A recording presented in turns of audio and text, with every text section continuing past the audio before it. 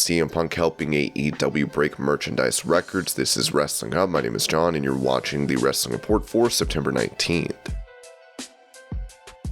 Before we get into the rest of the video, make sure you subscribe to Wrestling Hub and turn on all notifications to stay up to date with everything in the world of pro wrestling.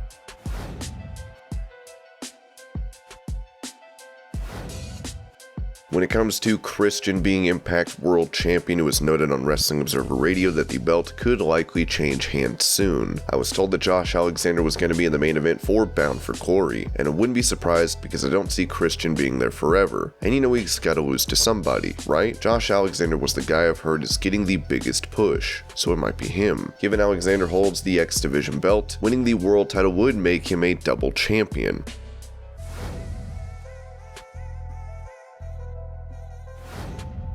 Speaking on Wrestling Observer Radio, Meltzer brought up an interview with AEW President Tony Khan, revealing that on average, fans of AEW are more likely to have a college education and have more money than WWE fans. One of them is that they're the youngest skewing wrestling show on TV, and he noted that on most weeks they're the youngest skewing sports show on TV. Many weeks they are it's them or soccer. During the NBA season, there are weeks when it's the NBA. It's mostly NBA, AEW, and international soccer. The other is that the AEW is the most affluent in median income, median family income, and it's also the highest percentage of college educated audience. People can get mad at that one too.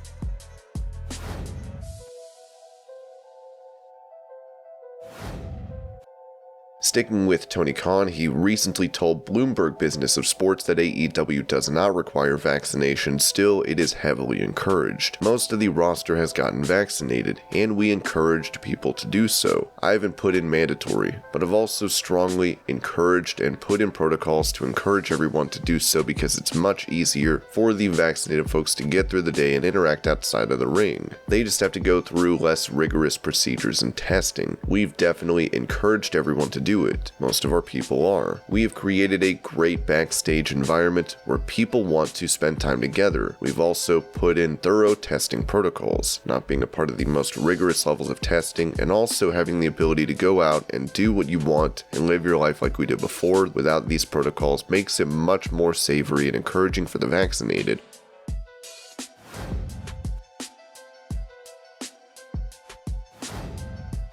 In that same interview, Khan also explained the reason the company only holds 4 pay-per-views annually. They do a lot of shows, at least one a month. I don't put on that many of these big pay-per-views. I really try to focus on television product, Dynamite and Rampage. The 3 hours of TV and our shoulder programming and developmental content is really a core focus for me. And then these stories build up to the quarterly pay-per-view events, and it's pretty exciting because the closer we get to the pay-per-views, you can finally feel the excitement building, these stories building. People can't wait to see these big matches. AEW's next pay-per-view will be Full Gear, which is set to take place in November.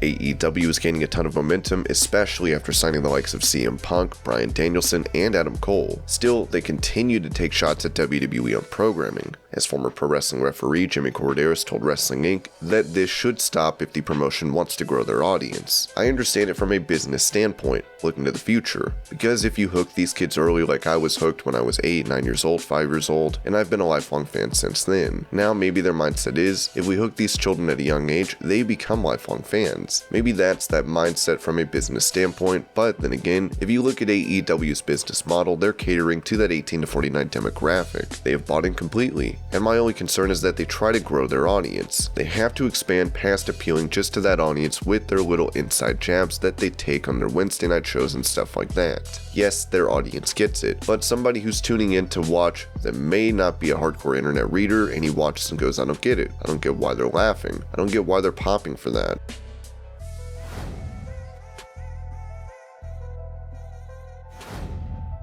With Big E cashing in his Money in the Bank contract to become WWE Champion on Raw, Renee Paquette said on Busted Open Radio that this was due to AEW's increased momentum. So yeah, I do think that there was more of a business side behind making that moment, especially doing it on Monday Night Raw. Who knows where Big E is going to continue to kind of show up, but yeah, I definitely think that was a bit of, I don't want to say a knee-jerk reaction, but as you see AEW nipping at the heels of WWE, they got to start making some bigger moves, and they've got to start making fans happy. So you give them Big E WWE. That's going to make people happy. Given AEW's viewership has been increasing with bringing in new stars, and they've been beating Monday Night Raw in the 18 to 49 demographic, this could very well be the case.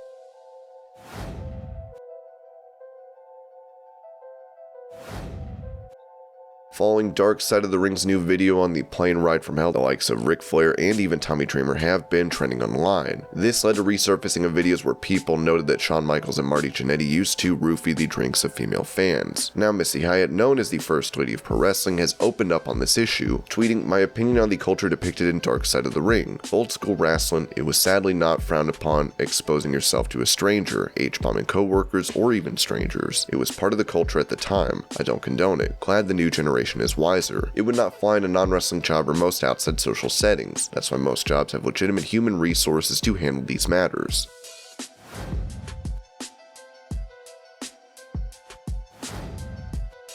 Following the arrival of CM Punk and AEW, Tony Khan said on Busted Open Radio that the company has set merchandise records. What he's done for our attendance, record TV ratings, record pay-per-view buys. We set a live attendance mark in Chicago. We've set all new kinds of merchandise records. We sold over 100,000 CM Punk shirts. We've sold thousands and thousands of ice cream bars since he started giving those away. You know, he's absolutely changed our business. And that was the expectation when he came in. I spent years literally talking to CM Punk, talking to him about AEW, what it could be and how much it would mean to us if he could come back to the ring in AEW. He's doing it.